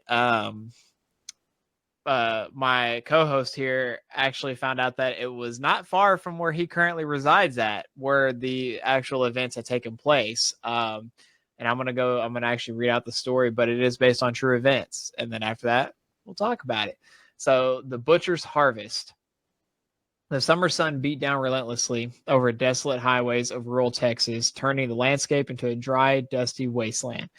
Endless stretches of fields, forgotten by time, lined the narrow road as a group of 5 friends in a beat-up van made their way through the heat-stricken backcountry. They were on a road trip, escaping the chaos of the city for the wide-open freedom of the country. But in the middle of nowhere, they found themselves in need of gas and directions. Ahead, an old sign, weathered and faded by the relentless Texas sun, pointed towards a small, isolated gas station. The gas station sat crookedly on the side of the road, its paint peeling, surrounded by an eerie stillness. The group pulled up, relieved to have found something in the middle of the vast emptiness. As they stepped out, the oppressive heat seemed to thicken, as though the very air held its breath. Let's see if I can get this fixed real quick. Oh, good. There we go. There we go. Y'all lost? A voice creaked from the shadows. A man, gaunt and sunburned, with a worn cowboy hat perched on his head, appeared from behind the station. His eyes were dull, but there was something unsettling about the way he watched them, like a predator sizing up its prey. Stupid camera. I don't know what's going on with this thing tonight. There we go. We're just looking for a place to get gas and directions, said Kirk, the group's de facto leader, trying to sound casual. The man's lips curled into a crooked smile. Gas ain't the only thing you'll find around these parts. The group exchanged uneasy glances. The man's words hung in the air like a warning. There's an old house up the road, the man continued, pointing with a grimy finger. Used to be a slaughterhouse town back in the day. Family ran it for generations. Might be someone up there who can help. Despite their reservations, the group had little choice. With their tank almost empty, they decided to head towards the house the old man had mentioned. The road grew narrower as they drove, twisting and turning through overgrown fields. The sky above darkening with storm clouds that seemed to materialize out of nowhere. After what felt like hours, they saw it, the house. It stood like a decaying monument to a forgotten time, surrounded by twisted, gnarled trees. The porch sagged under the weight of time, and the windows were covered with tattered curtains that fluttered like ghostly sentinels in the wind. This place doesn't look right, Sally muttered, her voice tinged with unease, but the group was desperate, so they approached the house, hoping to find help. The front door creaked open as Kirk knocked, revealing a dimly lit interior that smelled of old wood and something else, something metallic and rotting. The group stepped inside, the floorboards groaning under their weight. "Hello?" Kirk called out. Silence.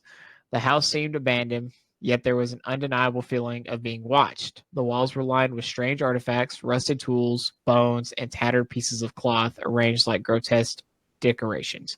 Then there was the table in the center of the room, draped in what looked like animal skins, though the unsettling reality slowly began to dawn on them. Suddenly, a door at the back of the room swung open, revealing a hulking figure, his massive frame silhouetted against the dim light. He wore an apron smeared with something dark, and his face was obscured by a mask, stitched together from pieces of human skin. His breath came in ragged gasps as he stared at them, his hand gripping the handle of a chainsaw. The realization hit them all at once. They had walked into a nightmare. Without warning, the man, Leatherface, revved the chainsaw, the deafening roar filling the room. The group scattered in terror, but the house was a maze, a labyrinth designed to trap them. Sally screamed as Leatherface lunged towards Kurt, the chainsaw ripping through the air with a sickening grind of metal and flesh. Blood splattered across the walls as the others ran, their footsteps echoing through the twisted halls of the house. As they fled deeper into the house, the walls seemed to close in on them, covered in grotesque trophies made from bones, skulls, and human skin. The house was more than just a home. It was a slaughterhouse, a place where the line between man and beast had been obliterated. It was a place where the hunters were not men, but monsters in human form, vowed by generations of blood and violence. Sally and Pam stumbled into what must have been the family's dining room. The table was set with cracked yellow plates and cups, but the meal that lay before them was unlike anything they had ever seen. Human remains, severed limbs, ribs stripped of flesh, faces crudely preserved like grotesque masks were laid out as if they were some macabre feast. Suddenly, the door burst open, and another figure appeared, an older man, his face twisted in a demented grin. He was followed by a younger man with a wild, crazed look in his eyes. They were the family they had been watching all along. They're ready for the harvest, the old man cackled, licking his lips. The family descended upon them like wolves, dragging Pam and the others to the ground. The nightmare continued through the long, agonizing hours of the night as the family took their time processing their victims. Using the same tools and methods that had been passed down through generations of slaughterhouse workers, there was no mercy, no humility, just blood, flesh, and the endless scream of chainsaws echoing through the cursed hills. Sally, battered and broken, was the only one to escape. As dawn broke, she ran covered in blood, her mind shattered by the horror she had witnessed. She reached the road and flagged down a passing truck. Her screams of terror mingled with the distant fading roar of the chainsaw as Leatherface stood in the middle of the road, his mask of human skin twisting in the early morning light. The authorities who investigated the house found only grisly remnants of what had occurred, but the family was never found. The old house was abandoned, left to rot under the Texas sun, but those who dared to venture too close swore they could hear the hum of the chainsaw in the distance and the faint, twisted laughter of the family who lived in the hills waiting for their next harvest. The version of the Texas Chainsaw Massacre blends the horrors of isolation and the unimaginable cruelty of the human mind. Inspired by real-life crimes of Ed Gein, it reminds us that sometimes the most terrifying monsters aren't born from fantasy, they're hidden away in the dark corners of our own mind, waiting for the next unsuspecting victim to wander into their path. Man. Did you expect that at all? Oh, man, it's interesting. So, like, what do we... Okay, so you know more about this than I do at the moment. I can look into it too, but... So this was... The Texas Chainsaw Massacre is about, like, the son of the family? Yeah, so there was a family that owned a processing plant. And, like, they depicted this in the movies. I'd have to go back and, like, look into it, but it was all about, like, how some of these are, but inbreeding, stuff like that. So I don't know if it was an inbreeding thing or if it was he was just deformed. Yeah. But he was born without a nose. It's like he physically just didn't have a nose. And people laughed at him, you know, all this other kind of stuff, bullied him, whatever the case it might have been. But as he grew up, they indoctrinated him into the slaughterhouse, you know, and it was an actual slaughterhouse, pigs, cows, whatever, you know. The family business. Yeah, the family business. And his job was always to protect the family. Like, he ended up growing up to be like this, like 6'5", 6'6" person like that, just protected his family. And anyone who bullied him or, you know, talked down to him, called him stupid, whatever the case it might have been, he killed him, you know, like he would murder them. And eventually he became that person for their family. And in the movies, you have the dad who he kills the sheriff and he takes over the sheriff's role. Like, so like they only had like 2 cops in that entire county, and he killed both of them. You had the mom, you had the grandpa that just was wheelchair ridden, and then you had a son that was just crazy. I think you had like one other person too, I can't remember, but anyways, so if anyone ever came there, like they only ate like human remains. Like somehow, some way he would have like other animals that he would kill, but if anyone came there and tried to threaten their family or felt like a threat to their family, they would leave it up to him. Like they would all take part in it in some shape or fashion, but he would be the main hunter. Like wherever, like there wasn't anywhere you could go in that area that he wouldn't find you at. Like he would hunt you down and find you if he could. And but in the original movie, what happened at the end where the only survivor, Sally, like that is shown in the movies. Like she manages to get away. And then in the movies though, she, she gets taken to the next city, tells them what happened. They find their way back and then they find a way to kill him. But this goes on for, I think it was like 10, 15 years, if not longer. So like it was, and it's a real life events based in Texas. Like it happened. Interesting. This is very interesting. So, dude, there's a lot of probably my all-time favorite Texas like historical like horror story. Yeah. Man, people are messed up. People are messed up. Well, he wasn't raised like if he would have been raised appropriately, education wise and all that stuff, like he might have turned out different. No, this was in the Hewitt family home, but it was in hold on.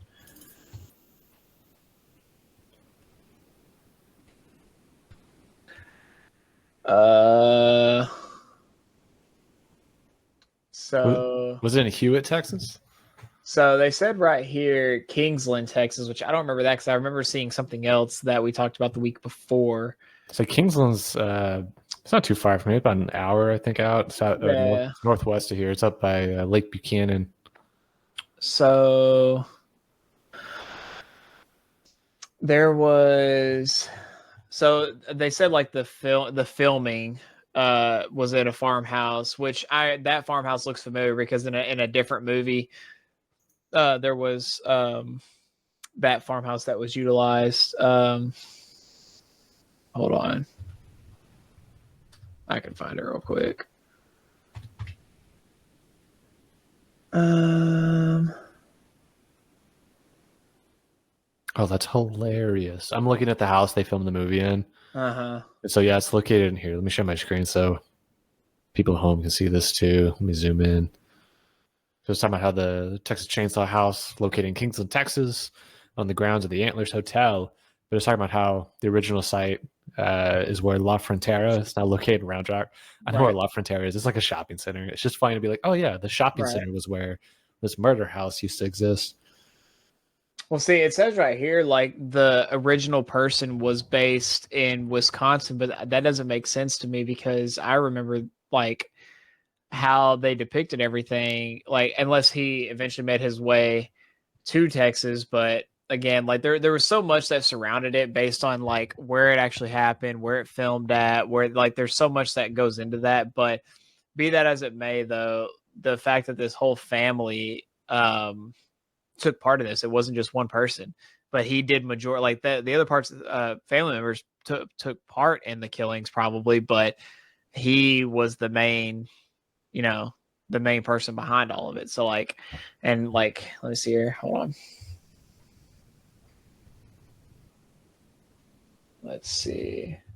Well, you look that up, man. I'm just thinking we're definitely gonna have to do like a Texas specific like scary movie, or not scary movie, like spooky story episode going forward. Because if you think about it, out of the 10 we just kind of got through, 2 of them, was it just 2 of them, were directly tied to Texas in some way or form. And just to know that, like, off the top of my head, I can think of like 5, 6 others that, man, because like in Denton, you got Goatman's Bridge.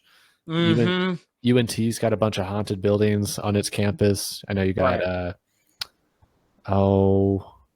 I'm going blank on which dormitory that is on campus. It's got the ghost girl in the attic. Oh man, I've been away from college too long. I forgot. I know which one you're talking about, but it's the one that's got the food in. It's not Kerr Hall, but anyways. Yeah, I know which one you're talking about, but I can't think of the name. Yeah, but there's a bunch of good stories we can pull from in Texas for 100%. Sure. But I truly enjoyed tonight's live stream. Yeah, it gave me some chills on some stuff, and we, like I said, we may choose one of these to kind of do a deep dive into, but we do have other topics. I don't think we'll hit it. We may hit another live stream before the end of this month. I think we'll have to look at that and see. But if not, if the next live stream is the first week of November, we will definitely consider doing a Texas themed horror story. It looks like episode 40 will be November 3rd. So yeah, we'll do. We could do another spooky one. That'll finish it off for the spooky season as we head into the holiday season. But again, we'd love to. Yeah, Dana loves her spooky time. As y'all can see, she took the liberty of decorating behind me and putting up her wherever it's at back over here. Her like sugar skull stuff and everything, as you can see, wherever it's at right there. She enjoys her spooky time, so I'll let her do a little bit of decorating. But truly a good episode tonight. Truly a good live stream. We hope that for all of you who tuned in, enjoyed it, learned some historical, horror stories. I mean, some of these are history based, and a lot of, I'm pretty sure all of them, if not most of them, are based on true events that have happened throughout our country and other countries. Honestly, we had the one that happened over in Russia. So if there's any specific topics that anyone would like to see, then we would hope that you'll leave us a comment down below. And again, if you enjoyed tonight and you want to see more of what we do have a backlog. Go check it out. We'd love to hear your thoughts on all that. And we would love nothing more if y'all would subscribe and be a part of this. It's not really a movement, it's not a movement, but we're building, It's a company of people. It's a company of people. That's right. It's a company of people. And so we appreciate all the followers, all the support and everything that we've got so far. So this time I'm going to reverse it on you, JK. I'm going to leave you with the last words. Doesn't have to be words of wisdom, but take it away. Oh, I got some words of wisdom for all you out there. All right. Still around. When in doubt, when you find yourself camping in the deep tundra of northern Russia and you hear eerie, spooky sounds coming from within your tent, I do not recommend you immediately rushing away from that tent, basically naked, because you don't know what's out there and you're going to die from frostbite and hypothermia. So that's definitely wisdom point number one. I'll leave you with one other one. If you ever get a distress call from one boat and you are on another boat, so you take your one boat over to the boat that is giving you the distress signal, and you notice that, well, everybody on that boat just so happens to be dead with their eyes open and their mouths open, and they look like they're frightened to death, and there's no wounds or, external markings of any kind, I suggest you turn around and don't drown. Those are my wise words of wisdoms for this week. So with that, just one final thank you to everybody that showed up this evening. It's been great. Riley said all that needs to be said, but give us a like, give us a follow, a subscribe. We definitely appreciate it. And we'll catch y'all in the next one.